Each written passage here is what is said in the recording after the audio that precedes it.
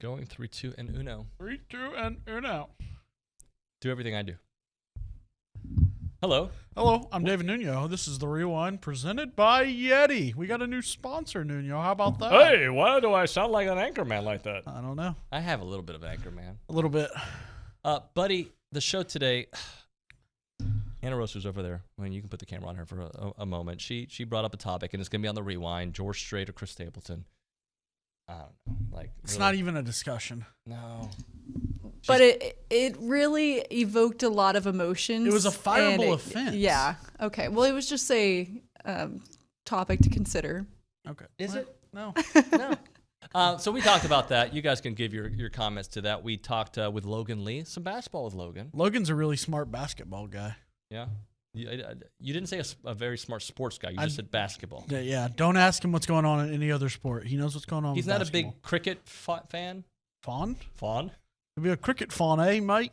No, I think he's just basketball. Recruiting country Ryan Brauninger. What is he a fan of? Baseball. Baseball. Arsenal. He likes the Arsenal. Yeah, he does like the Arsenal.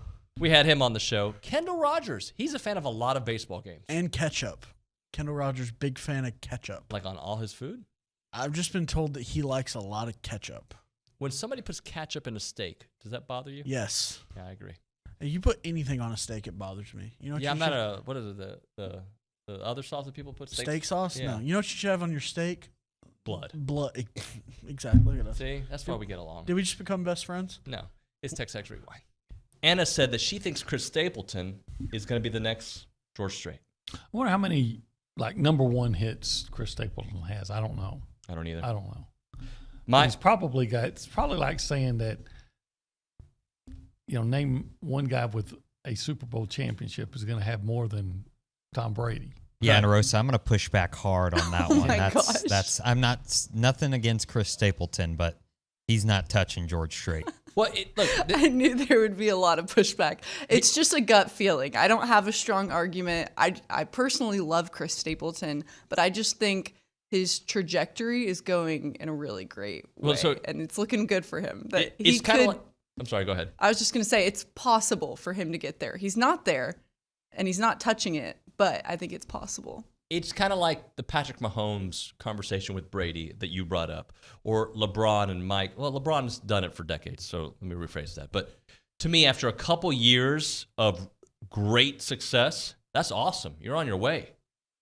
But George Strait, we're talking decades of being a legend, already a legend. And what does he have, 50 number one hits?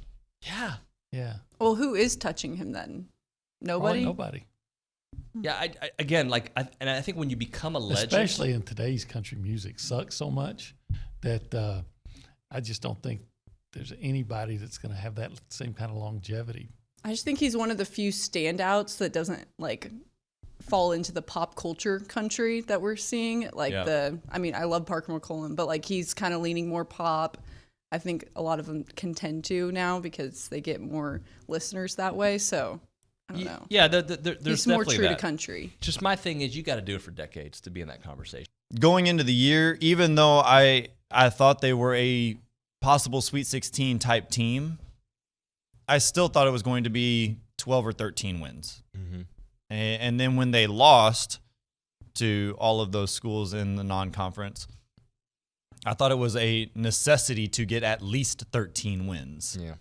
And I didn't know if they could do that. Right? I mean, obviously they go 6-5 in non-conference. It's hard to justify saying, yeah, this team's going to rattle off 15 conference wins. They're going to go 15-3. They're going to be second place, only behind the number 2 team in the country. That's a little outrageous, but yet that's what they did. And they have always had that potential to do it. But we didn't see it in non-conference play.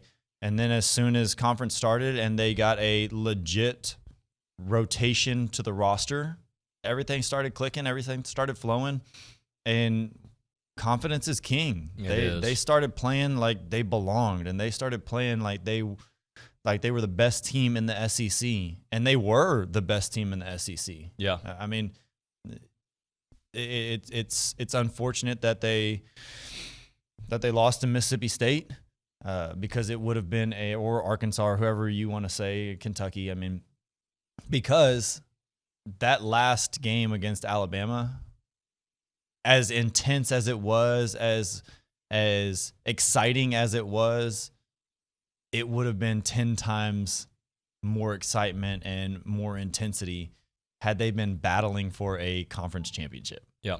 You talked about the vibe around baseball. How about the vibe around recruiting right now? Yeah, it's certainly much improved from where it was a year ago at this time.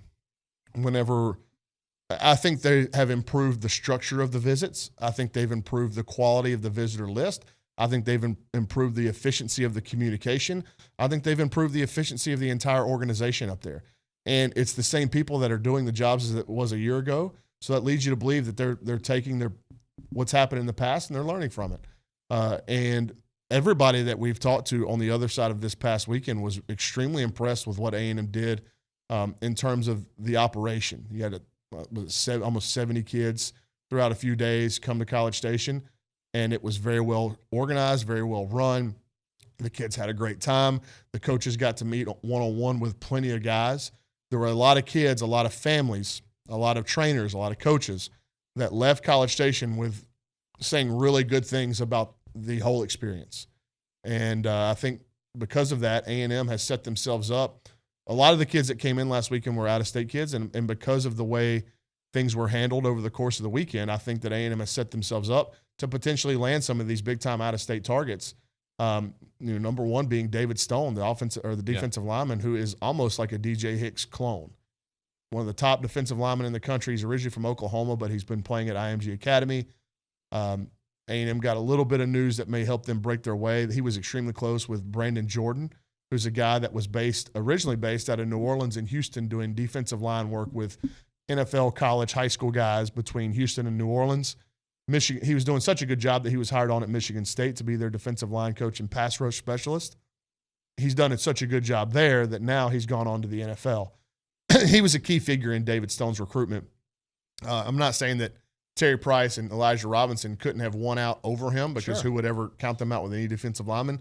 But that does help that Brandon Jordan has now gone to the NFL in terms of A&M's chances with David Stone. I still have a lot of question marks about this team, I'll be really honest with you. I feel better about the rotation. I think if you look at the job that Troy Wansing did over the weekend against Rice, I thought Chris Cortez, for my money, that was the best I think I've ever seen him. To be sitting 96-98 his entire outing, to showcase a really, really dominant slider at times. He threw a couple of changeups in there. He looked really good. And so I think Nathan Detmer will be fine. I think he's had a bad start. I think Louisville's ultra motivated to win that game. So I think the weaker rotation stabilized. I think if you look at the back end of the bullpen with Evan Aschenbach and Will Johnson, I thought both those guys threw excellent the other night. And so I feel good about the bullpen, but I still do think offensively. I mean, yeah, they put up some runs last night. They're putting up some runs in some of these midweek games, but this is an offensive lineup that I think will be fine in due time. I think they'll kind of get in a groove. But I'm still seeing some iffy at bats and some iffy approaches. And so, I mean, at the end of the day, though, I mean, when you look at Jack Moss and guys like that, you kind of expect them to kind of get in a groove and end up having great seasons. Austin Bose certainly had a really nice week. That was big. I mean, just getting him back on track is a big step forward altogether for this offense. But I guess in simple terms, I feel better about A&M. Are they kind of out of the danger zone? Not yet, because if you look ahead, you want to play well this week against Northern Kentucky. Because if you look ahead, I mean, you're looking at LSU, Tennessee, etc. You got to get all things clicking on all cylinders, so to speak. All right, Dalton. All right, Nuno. In your best Ana Rosa voice, tell the people what to do. I want you to like and comment and subscribe and go listen to Chris Stapleton. She's not from, what was that name of that show with Michael Landon? She's not, what was the name of that show? I don't know. You know what I'm talking about. I don't do a good woman voice. That was such like a... Happy International Women's Day, Anna. I was told I was supposed to tell you that. Thank you. All Appreciate it. That's going to do it. Johnny Cash shirt and a little Olympic shirt and a little Dallas Stars. We'll see you guys next time. We'll see you tomorrow. Thank you. I'm Nuno. Thanks to Yeti.